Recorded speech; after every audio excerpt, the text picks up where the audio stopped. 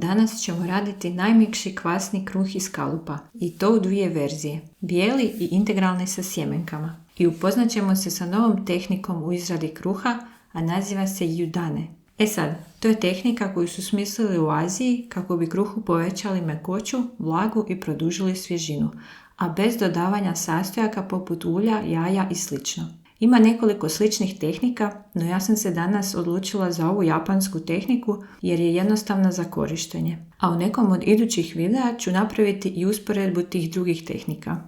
Sad, što je to točno? Pa zapravo kad uzmemo brašno i izložimo ga temperaturi više od 65 stupnjeva, škrob počinje upijati vodu i želatinizirati. I to je irreverzibilno stanje u kojem se škrob raspada i šećeri se vezuju na druge načine, što na koncu znači da ćemo sa tijestom veće hidratacije lakše baratati, a ono će pečeno teže gubiti vlagu i sušiti se.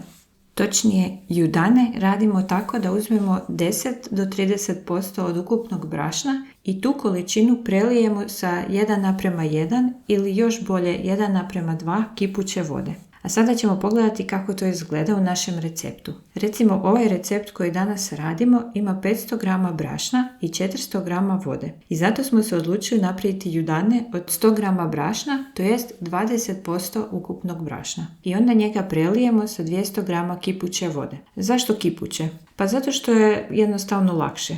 Želatinizacija škroba se provodi, rekli smo, iznad 65 stupnjeva. I jednako tako i na 75 i na 85 i tako dalje. A ovako kad vidimo da će zakuhati, sigurni smo da imamo potrebnu temperaturu i ne trebamo niti mjeriti koje je temperature voda.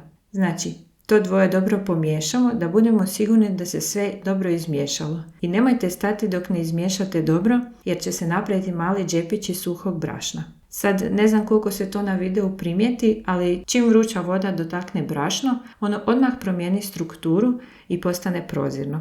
I to je to. Sad samo trebamo pokriti da nam se ne suši i može se koristiti kada se ohladi na sobnu temperaturu ili možemo pripremiti ranije i držati u hladnjaku dan, dva. Vratimo se sada opet na recept. Znači, treba će nam za ovaj kruh 400 g glatkog brašna i 200 g vode za osnovno tijesto.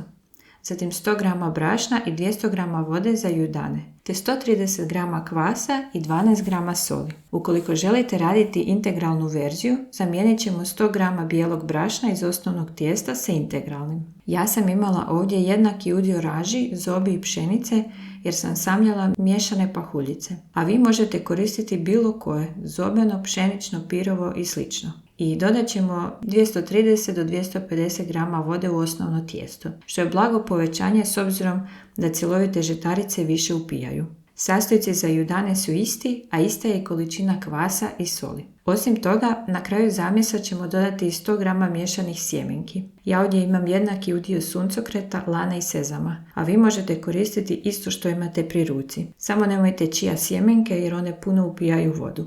Ostatak postupka je potpuno isti kao i svaki drugi kruh sa kvasom i već sam ga opisala u drugom videu za koji ću vam dati link ovdje gore, pa ako ste upoznati s načinom rada sve vam je jasno. Inače, možemo izmjeriti sastojke za kruh i pomiješati ih, to jest brašno i vodu i Judane mješavinu ćemo zamijesiti dok se ne sjedini. I poklopljeno ostaviti da odstoji i da se završi autoliza. Za bijeli kruh je dovoljno pola sata do sat, a za integralno možemo ostaviti i dulje. Sat vremena minimalno ili više koliko vam odgovara po rasporedu. Zatim sljedeće dodajemo kvas i sol i mijesimo. Ukoliko imamo mikser, onda naravno u mikseru, no možete i ručno, samo malo duže traje. Kada vidimo da se gluten razvio, a u mikseru to najbolje primijetimo tako da se tijesto na nižoj brzini zalijepi za stjenke i razvlači skoro kao tijesto za pite i štrudle, a na višoj se opet skupi oko kuke. Onda znamo da smo gotovi sa miješanjem. Ukoliko radimo kruh sa sjemenkama, sada ih dodajemo i samo malo promiješamo da se jednako rasprostrane. Nakon toga kreće fermentacija pri kojoj ćemo napraviti 2-3 preklapanja kroz pola sata ili kad primijetimo da se tijesto opustilo. Već tu možemo primijetiti koliko je tijesto podatno i nije ljepljivo unatoč tome što ovaj bijeli kruh ima oko 80% hidratacije. S obzirom da je sobna temperatura sada u jesen već pala na manje od 22 stupnja, a i temperatura tijesta je početna bila malo manje od 23 stupnja, fermentacija je trajala preko 7 sati. Nemojte se brinuti kad na raznim receptima vidite da prva fermentacija traje 3-4 sata, a vama i duplo više. To je sasvim normalno i moj kvas nikad nije bio tako brz, a unatoč tome proizvodi zadovoljavajući kruh. Pogreška bi bila ravnati se po vremenu danom u receptu umjesto u znakovima koje vam tijesto daje. Ok, znači kad se kruh više manje udvostručio, oblikujemo ga tako da istresemo na podlogu i podijelimo na 3 jednaka dijela. Ne bi bilo loše izvagati da su dijelovi jednaki, no ja ovaj put nisam. Zatim oblikujemo 3 male kuglice na način kako bi oblikovali i veliki okrugli kruh i stavimo jedan do drugoga u kalup. Ne treba uljiti i ovaj kalup isto nije uljen. Kruh će pečen sam otpustiti iz kalupa.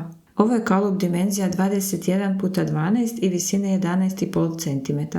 Kada oblikujem kruh, on dođe otprilike ovako do pola i zatim ga dajem na hladnu fermentaciju u hladnjak. Vi ovaj dio možete preskočiti, no meni je tako odgovaralo jer je već bilo kasno navečer. Ujutro možemo očekivati da će se još morati dizati na sobnoj temperaturi jer se kruh u kalupu puno prije ohladi u hladnjaku nego onaj u košarici za tijesto. Pa tako je i za ovaj trebalo još neka 3 sata da se digne do vrha poklopca. Zatim sam ga dala peći u pečnicu zagrijanu na 200 stupnjeva i to nekih 50 do 55 minuta. Pošto sam znala da neću dodavati paru u pečnicu, odlučila sam lagano nauljeti vrh kruha kako se korica ne bih odmah zasušila, što bi ili prouzrokovalo nepravilno pucanje ili bi smanjilo dizanje u pečnici. Kada se kruh ispeče, ostavimo ga hladiti na rešetci i to je to. Sa ovim malim dodatnim korakom dobijemo kruh iz kalupa koji je mekan poput spužve i slatkastog okusa i sviđa se svima, čak i onima koji inače nisu ljubitelji kruha sa kvasom. A to postižemo tako da nismo morali ni dodati dodatne kalorije